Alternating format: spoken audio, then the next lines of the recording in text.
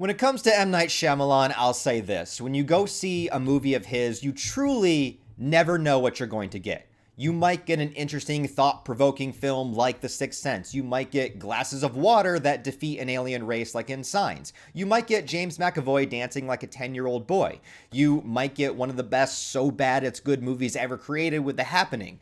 It just, you never know what M. Night Shyamalan is going to give you. And maybe that's the best thing I can say about his films, is that it's a different experience every single time, for better or for worse, or for the worst of the worst. And for the last 10 years or so, he's basically been making these independent, low-budget suspense thriller films like The Visit or Glass or Knock at the Cabin last year, and now this movie, Trap, that he's mostly financed all himself. So he's kind of built up this second half of his career that's this smaller, niche, low-budget, just suspense thriller where he just kind of does whatever he wants to. And there's part of me that really respects and appreciates that he's just kind of done with the big-budget movies. Of course, maybe it's because the studios don't want to give him any after like Last Airbender or whatever, but whatever the case may be, he's just doing his own thing now. And whether the movies are good or bad or whatever the case, I just appreciate that he's doing whatever he wants to as a creator, as a filmmaker. Maybe they work for me, maybe some of them don't, but I just appreciate what he's doing. Having said that, I was pretty excited for Trap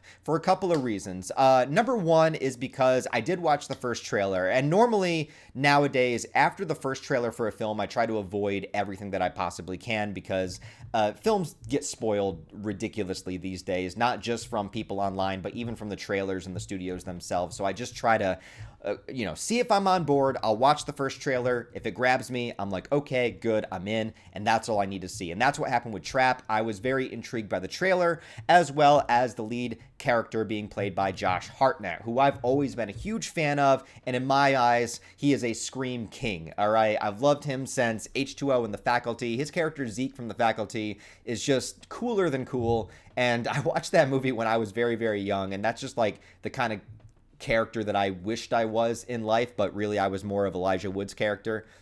Not that I wanted to sell drugs to people, but, if I did, I would do it in a cool way like Josh Hartnett did. But he's also great in other horror movies like 30 Days a Night, which is one of my favorite vampire films of all time. So that collaboration right there, M. Night Shyamalan with Josh Hartnett, I was on board for. And I'm just going to tell you what was in the trailer, so if you consider this a spoiler, if you don't want to know anything at all, then probably don't watch any of this video, but I will get into a spoiler section later on. But this is just the general premise that is revealed within the trailer, so this is not a spoiler. But Josh Hartnett plays this character that is taking his daughter to this pop star concert, which I didn't know this, but the pop star in the movie was played by M. Night Shyamalan's daughter, Celica Shyamalan. I don't know if I'm pronouncing that right, and she also wrote all of the music that's in the movie. So that's an interesting little fact as well. And it sort of shows like the darker side of like the Taylor Swift concert, right? Like how strange and creepy that it could possibly be. I think it's a good setting for a thriller or for a horror movie. I wouldn't consider this a horror movie after watching it. More of a thriller. Actually, for better or worse, you can take this as a positive or a negative, however you feel about this. But this movie really felt like an early 2000s thriller movie. Like, think like Red Eye, that was a Wes Craven movie, or like Cellular with Chris Evans, or just like that early 2000s kind of suspense movie that we don't really get a whole lot of nowadays. It felt like that. If you were to tell me this came out in the early 2000s without me knowing who Josh Hartnett was, I would believe you. So anyways, he's taking his daughter to this concert, but something very suspicious is going on as he is noticing there are way more security and police officers and even SWAT teams that are showing up at this concert. When he questions as to what's going on, he finds out that they are here setting a trap for a serial killer known as the Butcher that has been killing people and basically chopping them into pieces and everything. And so he starts to get very paranoid about this and starts to kind of go off the deep end at this concert, keeping himself under wraps to try to stop the police from figuring out who the Butcher is. So he has to evade the police, throw them off track, all the while trying to act like everything is cool and normal, and also be here for his daughter because she's the one that wants to come to this concert and he's really excited for her and genuinely seems like a pretty good dad, wants her to have a good time, but at the same time, he is moving about, stealing IDs, and doing everything that he possibly can to try to throw the police off track and get them away from this concert safe and sound without being captured. So that is basically the general premise of the film itself. And to go into specifics of how I felt about the movie, I have to go into spoilers, and it's kind of one of those films where it's nearly impossible to talk about without talking about spoilers. But what I will say is just kind of like a general overview of how I felt about it is that I was a bit let down by it. There were things about it that I enjoyed, particularly Josh Hartnett's performance, because it feels like he's having a ball here. And there was a lot more dark comedy in this movie than I was expecting. In M Night Syamalan films, he does tend to throw in a lot of weird or awkward humor, and that definitely is very, very apparent in this movie. So depending on how you feel about his sense of humor or the dark humor that's in this, along with Josh Hartnett's performance, because he's like a very tweaky kind of guy, but in this sinister kind of way. But mostly I say I was let down with the movie because I don't know if it was a combination of me building something up in my head that this movie was going to be that it wasn't, but it wasn't nearly as suspenseful as I wanted it to be. It wasn't nearly as scary as I wanted it to be. I wanted it to be more directly focused on the darker and more horrific elements of it, but it really wasn't. There's a lot of moments of Josh Hartnett's character being an observer, which I thought was interesting for a while, but sometimes, and maybe it's because Shyamalan wanted to show a lot of scenes of his daughter singing on stage, and from a father's point of view, I guess I can understand that, but at the same time, it did get a little bit much at times when there's just a lot of moments of Josh Hartnett just observing his surroundings as opposed to him actively doing things. Also very strange that the entire concert takes place during the daytime, because normally concerts take place at night, or at least they end at night. So, I don't know. That's a nitpick maybe, but weird. So yeah, awkward humor that is hit or miss. Not focusing so much on the darkness or the horror aspects that I was hoping for, and also into spoiler stuff. There's a bunch of other things that I didn't like, but I have to talk about spoilers to get to that.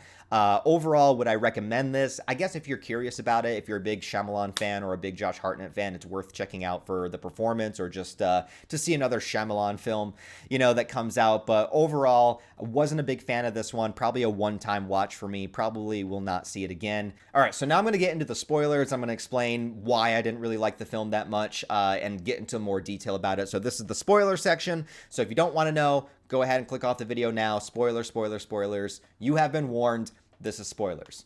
So here's the thing.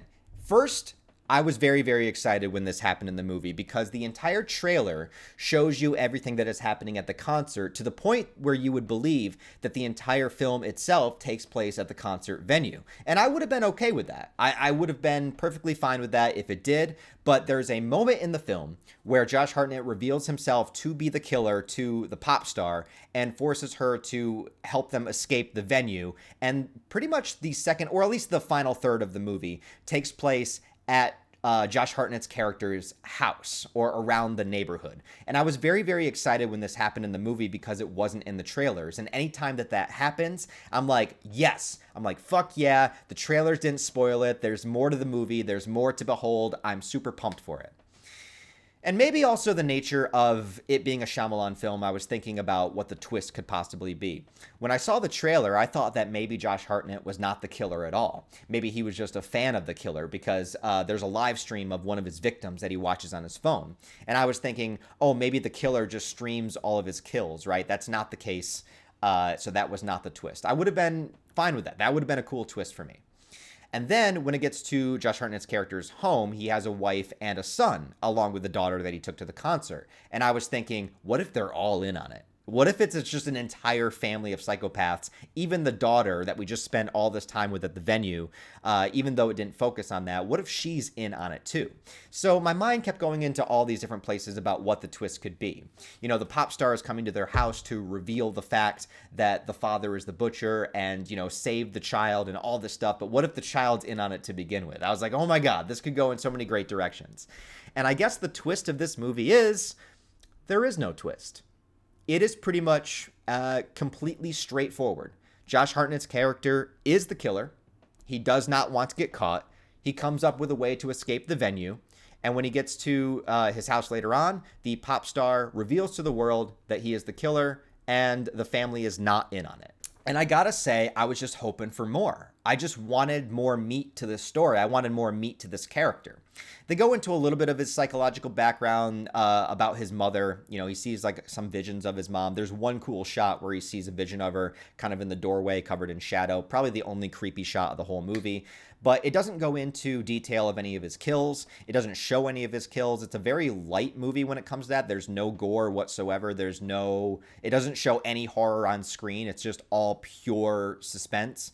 But even the suspense is kind of broken up because of the humor, like I said, and also it shifting directions from the trap at the concert where he's paranoid about getting caught to going to his house where the suspense kind of leaves because he's just revealed and then he's kind of on the run. And there is a pretty well acted scene later on towards the end where he confronts his wife, and you find out that his wife was the one that set up the trap to begin with because she was suspicious that he was the butcher.